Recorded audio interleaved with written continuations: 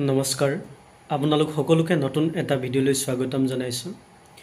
আজিৰ এই ভিডিঅ'টোৰ জৰিয়তে আপোনালোকৰ মাজত এটা কাহিনী উপস্থাপন কৰিব বিচাৰিছো। এই কাহিনীটো হ'ল এনে ধৰণৰ। এজন মাছমৰীয়া আছিল। তেওঁ প্ৰত্যেক দিনা সাগৰত মাছ মাৰিবলৈ যায় আৰু এটা বিষণ্ণ মনেৰে সাগৰৰ পাৰলৈ গধূলি উভতি আহে, কাৰণ তেওঁ মাছ ধৰিব পৰা নাছিল। আৰু সেইবাবে তেওঁৰ ওচৰ চুবুৰীয়াই এজন বিফল মাছমৰীয়া বুলি নিন্দা কৰিছিল। তেওঁৰ লগত মাজে মাজে মেনলিন নামৰ এজন ল'ৰাই সংগ দিছিলে, কিন্তু সেই ল'ৰাজনৰ মাক দেউতাকে যিহেতু তেওঁ এজন বিফল মাছমৰীয়া আছিল, তেওঁৰ লগত সাগৰত মাছ মাৰিবলৈ যাবলৈ বাধা দিছিল। তাৰ পৰিৱৰ্তে এজন সাকসেসফুল মাছমৰীয়াৰ লগত মাছ মাৰিবলৈহে পৰামৰ্শ দিছিলে। এনেদৰে মাছমৰীয়াজনে প্ৰায় 84 দিন মানে 84 ডেজ সাগৰত মাছ মাৰিবলৈ গৈছিলে। 85 দিনৰ দিনা মানে 85 ডেজ 85 দিনৰ দিনা তেওঁ সাগৰৰ মাজলৈ গুচি গৈছিল। তেওঁৰ মনত এটাই সংকল্প আছিল যে আজি তেওঁ যিকোনো প্ৰকাৰে এটা মাছ ধৰিব আৰু এটা মাছ ধৰিহে তেওঁ সাগৰৰ পাৰলৈ আহিব। এই সংকল্প মনত লৈ তেওঁ সাগৰৰ মাজলৈ গুচি গৈছিল, বহু দূৰলৈ। আৰু সেইদিনা তেওঁক ভাগ্যই লগ দিছিলে। তেওঁৰ বৰশীত এটা মাৰ্লিন নামৰ মাছ, বহু ডাঙৰ মাছ লাগিছিল, কিন্তু তেওঁৰ কাৰণে এটা প্ৰত্যাহ্বান আহি পৰিছিলে। মাছটো ইমানেই ডাঙৰ আছিল যে তেওঁ মাছটো টানি আনি নাওখনত বান্ধিবৰ কাৰণে তেওঁৰ বৰ কষ্ট হৈছিলে। প্ৰায় 3 দিন 3 ৰাতি তেওঁ সেই মাছটোৰ লগত যুঁজি থাকিল সাগৰৰ মাজত, মাছটো ধৰিবৰ কাৰণে। যিকোনো প্ৰকাৰে নাওখনত বান্ধিব আৰু পাৰলৈ আনিব। এনেদৰে তেওঁ মাছটোৰ লগত যুঁজি যুঁজি ক্লান্ত হৈ গৈছিল। হাতবোৰ ফাটি গৈছিলে, তেজেৰে ৰাঙলী হৈ গৈছিলে। তথাপিতো কিন্তু তেওঁ এৰি দিয়া নাছিলে। যিকোনো প্ৰকাৰে মাছটো ধৰিব আৰু তেওঁ পাৰলৈ আনিব।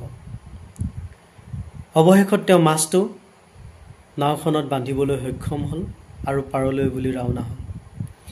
কিন্তু এইখিনিতো তেওঁক দুৰ্ভাগ্যই লগ দিয়া এৰা নাছিলে।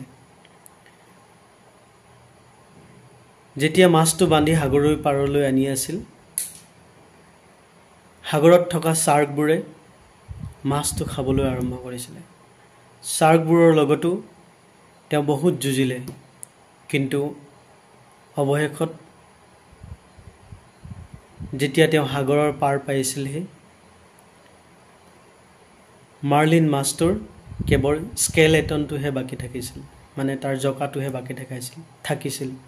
গোটেই মাংসখিনি অৰ্থাৎ মাছটোৰ সৰ্বশৰীৰ খাই পেলাইছিল। তেওঁ বহুদিনৰ মূৰত এটা সফলতা দেখিছিল বা সফলতা লাভ কৰিছিল, কিন্তু দুৰ্ভাগ্যবশতঃ সেই সফলতাও তেওঁ কামত নাহিলে। আমি কাহিনীটোৰ পৰা ইয়াকে শিকিছোঁ যে মানুহৰ জীৱনত এটা লক্ষ্য থাকিব লাগে। সেই লক্ষ্যৰ প্ৰতি আমি সদায় কাম কৰি যাব লাগে। লাগিলে তাৰ ফলাফল যিয়েই নহওক, কিন্তু আমি সদায় লক্ষ্য পথত থাকিব লাগে আৰু সেই লক্ষ্য পথত আগুৱাই যাবৰ কাৰণে আমি যৎপৰোনাস্তি চেষ্টা কৰিব লাগে। যদিও মাছমৰীয়াজন এজন বিফল মাছমৰীয়া আছিল, তথাপিও তেওঁ কোনেও কৰিব নোৱাৰা এটা অসাধ্য সাধন কৰিলে।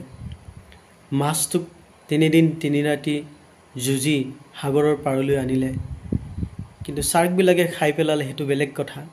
কিন্তু তেওঁ সফলতা অৰ্জন কৰিলে, অৱশেষত এটা ডাঙৰ মাছ ধৰিবলৈ সক্ষম হ'ল, যাৰ কাৰণে তেওঁক এজন সফল মাছমৰীয়া বুলি কোৱা হয়।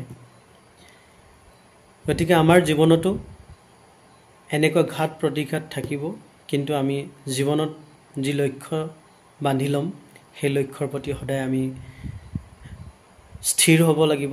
কেতিয়াও আমি বিফল হৈছোঁ বুলি কামটো এৰি দিব নালাগিব। আমাৰ কৰ্মৰ স্বীকৃতি আমি সদায় পামেই। ছাত্ৰ ছাত্ৰীসকলে এই কাহিনীটোৰ পৰা যথেষ্ট অনুপ্ৰেৰণা পাব। কাহিনীটোৰ পৰা শিকিব লগা বহুত আছে।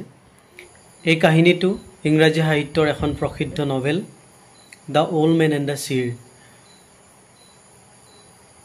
উপন্যাসখন লিখিছিল আৰ্নেষ্ট হেমিংৱে। অসমীয়াত ইয়াৰ অনুবাদ আছে বুঢ়া আৰু সাগৰ। আপোনালোকে যদি কেতিয়াবা বুক ফেয়াৰ অথবা বুক ষ্টললৈ যায় এই কিতাপখন আনি পঢ়িব পাৰে।